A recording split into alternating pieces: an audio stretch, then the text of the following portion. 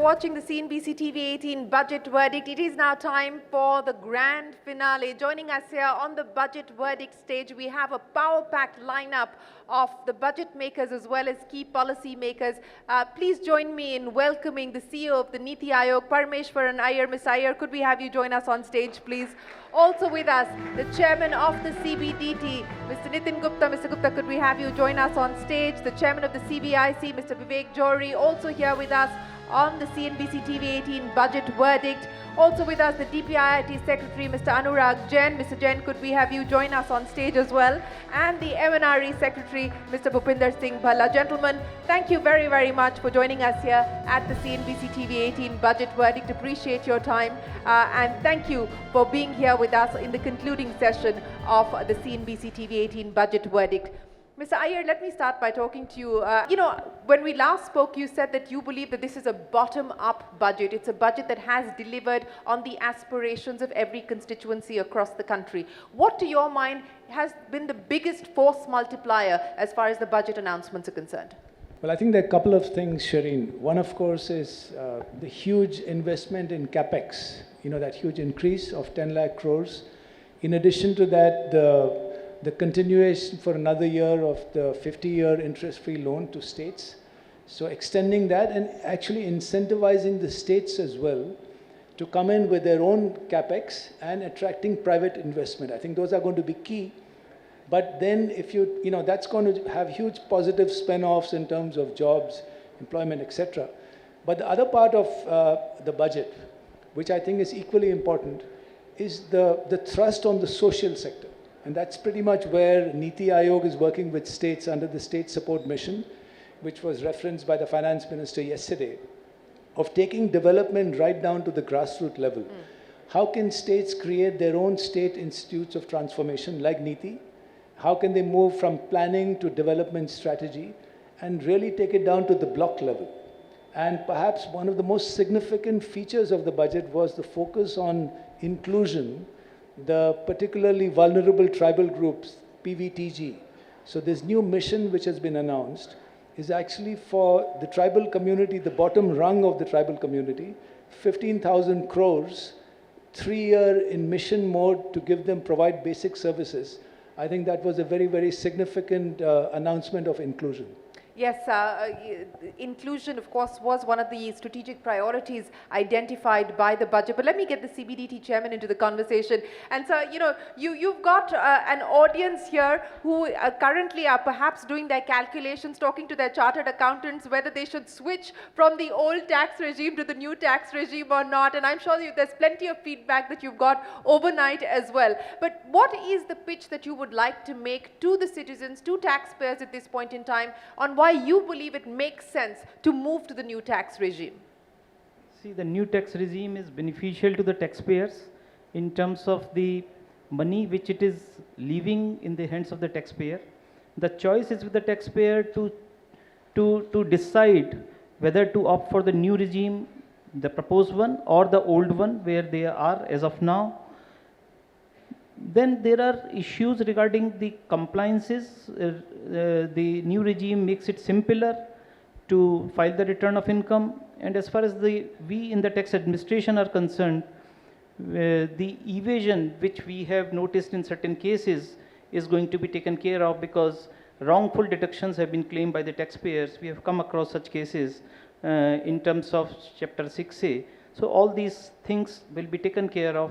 But as a citizen, as a taxpayer, the choice is with the taxpayer himself or herself to decide what way is beneficial to him or her and choose the option. Well, yes, that option has been left with the taxpayer, but you also believe that this is, you do say that this is the new default tax regime. So I want to understand from you, as you were doing your scenario planning, of these 5 slabs that have been now put forward as far as the new regime are concerned, where do you believe you're likely to see people shift to? Within which bracket do you foresee people finding it more attractive to move to, especially cases where HRA, etc. is a factor? Do you believe that that will be a constraint on people making the shift? We think that at every level the shift will take place. Up to 7 lakh and in case of salaried employees 7.5 lakh, the shift is definite. from 7.5 lakh income to 15 lakh of income, depending upon the deduction claimed by the person, he or she has to decide whether it is beneficial or not beneficial. And above 15 lakhs, our calculation shows that it will be beneficial to everyone. With the reduced surcharge, above 5 crore, definitely. Okay, well, that's the pitch that's coming in from the CBDT chief himself to get people to move to the new tax regime. But Mr. Jory, let me come to you with the priorities as far as the CBIC is concerned. And the clear thrust as far as the budget is concerned is to try and bring down the cost of doing business and ensure that there is an improvement in the ease of doing business. And that is what the CBIC is also hoping to do. There has been a significant rationalization, as you pointed out, on the customs front as well. What's going to be the priority this year? What do you foresee as the big challenges as well for you? Let me begin with customs. And the rate rationalization that you talked about is itself a very big step, because it's a very sharp cut in the number of rates. From 21 to 13 is a very sharp drop. And this is just the beginning of the process. So I think that is one theme that we'll take forward in future budgets, in trying to control rate dispersion. On customs, the major challenge we are facing today is undervaluation of imports. We've been tackling it. In the last budget, there was a major announcement made with regard to some changes in the valuation provisions. That is yet to be implemented. The rules have been framed, and we have the infrastructure ready for doing that. But in the coming year, we'll see the implementation of that provision. The other aspect which we've been dealing with in customs, more effectively we're trying to deal with it, is the misuse of free trade agreements. And to speak to that, we also made certain changes in law the year before last and in the preceding budgets. That is now settling down, and we'll be in a better position to assess in what manner free trade agreements are being misused, and we'll be able to come up with some policy response to that. On the GST side, although I must clarify, GST is not part of the budget. It is an ongoing process which emanates from GST Council decisions. But on the GST side, also, I think the emphasis is going to shift in 3 areas. One, in expanding the taxpayer base. So, although the taxpayer base has grown quite substantially since the time GST was introduced, when you compare it with other taxes, and that comparison is very often made quite naturally, you find that there is potential to increase the GST taxpayer base. So 1.4 crore is perhaps not good enough for a country of India's size, and we are trying to use technology to come at it, to do more data triangulation, so that we can at least assess for ourselves whether the potential for increasing the taxpayer base has been fully tapped or not. So that's one area, where there's definitely going to be a lot of work done in the coming year. I want to get both you as well as the CBDT chairman to comment on this, on what you believe the gap is between where the tax base should be and where it currently is at. And you said that that is going to be a key focus area for you. So let me start by asking you, how large is the gap today on the back of what you are seeing, at least from the data that you've been able to collect via the GSTN? We don't have we can just make intuitive comparisons. So if I were to compare the GST tax base with direct taxes, there's a huge gap. So they're doing about 7 to 8 crore taxpayers, we're doing just 1.4 crore. So that is one indicator that there is enough room, to tap. Also, intuitively about certain sectors, we're very clear that all the taxpayers who ought to be registered with GST are not there. For example, B2C supplies is one area that I'm just naming, for you. Likewise, import of services is another area where we feel that the gap has not been fully closed. So these are some of the indicators that I have, but of course I don't have concrete data to share with you to say that the gap is of the order of so many crore. No, fair point. I appreciate that. CBDT chief, let me ask you that question as well. How many are still evading the net? See, we have been regularly pursuing this area, and though as CBIC chairman has stated, it's very difficult to gauge it, But if I take a yardstick of the number of taxpayers which are filing return of income every year, we are finding that like the rate of growth is around 5%. So every year we are finding around 5% new taxpayers are filing return of income. So with that thing, we are thinking that yes, that is the room available as of now.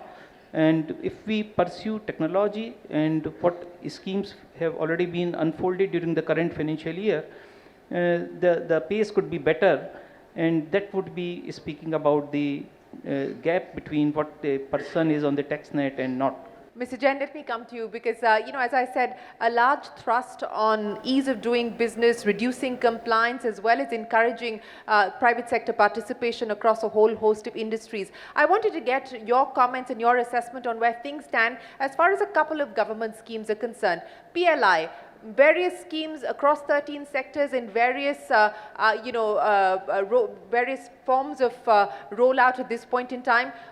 Which are the ones that you feel satisfied with, where the progress you feel satisfied with? Where do you believe there is distance to be covered and work is underway to ensure that you push things along? Let me start by asking you about PLI before I get to Gati Shakti. PLI, as you know, is one of the most important schemes for giving thrust to the and creating global champions. The way we look at it, the sectors which we selected were basically based on whether there is a potential for a particular sector to create global champions in the country, whether this particular sector is of a strategic importance to the nation, or whether does it have a very high employment generation potential. So these are the three tests on which we actually consider a particular sector. But you'll have to understand the way PLI scheme operates. If in year one, I give a particular approval to a particular company, it has to make investments. Yes. Investment cycle takes time. So typically in most of the schemes, the investment period granted is 1 year or 2 years, depending on the choice of the company which wants to take the benefit of the PLI. So suppose it takes 1 year benefit. It wants to complete the investment in 1 year. So in the year 2, it will make the investment. Year 3 will be the base year of production. Okay. So year 4 will be the claim. So what has happened, some of the news items said that only 15% of the investment has taken place, only 3-4% of the money has been claimed. So let me put it straight. What has happened in most of these schemes, the investment is supposed to be completed over a period of 4 to 5 years. Say typically in a scheme, I say 15% of investment is the benchmark for year 1, 35% is year 2, 65% is year 3, 100% is year 4. So at the end of first year, how much would be the investment? 15%. If you put 15 in the denominator, it will be 100% performance. And if you put 100 in the denominator, it will be a 15% performance. So in the first year, the actual performance, if you put in the denominator, the target for the first year, it was 106%. Okay. Okay. Similarly, on the claims. So the schemes have actually started in different periods of time. Yes. So this year, we expect by March that out of 14 schemes, 7 would have got their first claims. Okay. Especially which were the early birds would make larger claims. Ms. Iyer, let me get you to comment on that as well. Minor hiccups, no major hiccups. And thank you again, Mr. Jain, for explaining how the PLI scheme, the incentives and the claims work, because often that's not understood. And he's absolutely right in pointing out that there have been different rollout timelines across different schemes. We started with pharmaceuticals, and of course that was the very first PLI scheme to be rolled out. And then of course there was the COVID uncertainty as well. But in your assessment, what has been the biggest factors that are working as far as these 14 schemes are concerned? I think the first factor is the selection of these 14 sectors. That itself has been very significant. And then, of course, it's the industries coming forward, the very close monitoring, and I think the hand-holding and the facilitation for the industries, coordination with the state governments, getting the land acquisition, the electricity, the water up and running. And we do a very close monitoring. And so already about 800 crores, 800 worth of incentives have already been approved. We expect 3 to 4,000 crores before the end of March. And of course, the earlier sectors, pharma, mobiles, they're moving quicker. And I think others are learning from that process. So it's well underway, and we're very optimistic about how this program is going to transfer made in India and manufacturing in strategic sectors in India. You know, one of the Sir, may I just yes, add please, sir. two things. Sir, what happens is the simplicity of the scheme is very important. The claim is dependent only on the production and nothing else.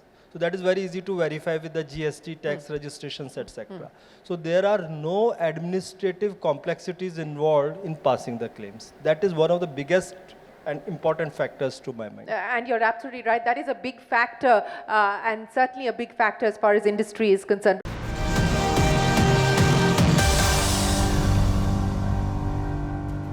Mr. Phalla, let me come to you. One of the areas identified as a priority area has been the energy transition. This has been a budget that has identified the green focus, and an allocation of 35,000 crores, if my memory serves me right, has been made for the energy transition to OMCs, etc. You know, I want to understand from you, there's been a significant distance that's already been covered, especially when we talk about renewable energy. How confident are you feeling at this point in time as the world also makes this shift about India's own goals and aspirations? Yeah, as you know, India has set a target of meeting 50% of its installed capacity, electricity installed capacity by non-fossil fuels by 2030. We have, right now we are at around 42% of the installed capacity, of the current installed capacity. Of course, looking at what our target is of how the energy would grow, we expect that we will need to add about 200 gigawatts or something of that sort of renewable capacity in the next 7 years. So it will be a spread of solar, wind, hydel, and bioenergy, and so on and so forth.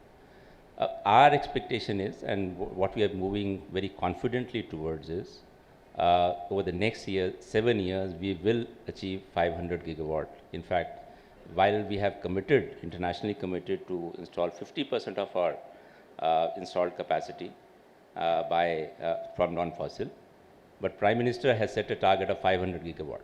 So that's what we are aiming at, and we are very confident of achieving it. What is the constraint or the challenge that you believe you're faced with in being able to get to that target? You know, Mr. Gadkari was here and he said, capital for me is not a problem. I have enough and more of it. How much of a factor is capital, and what are some of the other constraints that could get in the way of you being able to get to the 500 gigawatt target? See, if you do the numbers, I mean, we have estimated that we will need about 23 lakh crore of investment in renewables for the next 7 years to reach the target. And of course, part of it would come from equity, part of it would come from, the balance would come from a combination of debt instruments as well as bond market. Equity, we are very confident that the private sector would be able to achieve. As you know, we are actually, the expansion of renewable capacity in the country has been spearheaded by the private sector. And the systems have been set, are so robust. And there's so much of excitement when the new, new bids are invited, that I think there's no dearth of investments. In fact, a lot of international investment funding is coming in into the sector.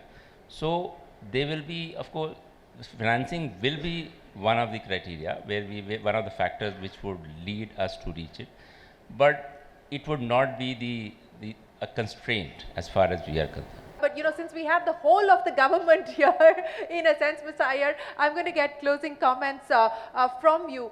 You know, the priority that NITI is going to have for the year ahead, and the big opportunity that you believe that the whole of the government needs to focus on.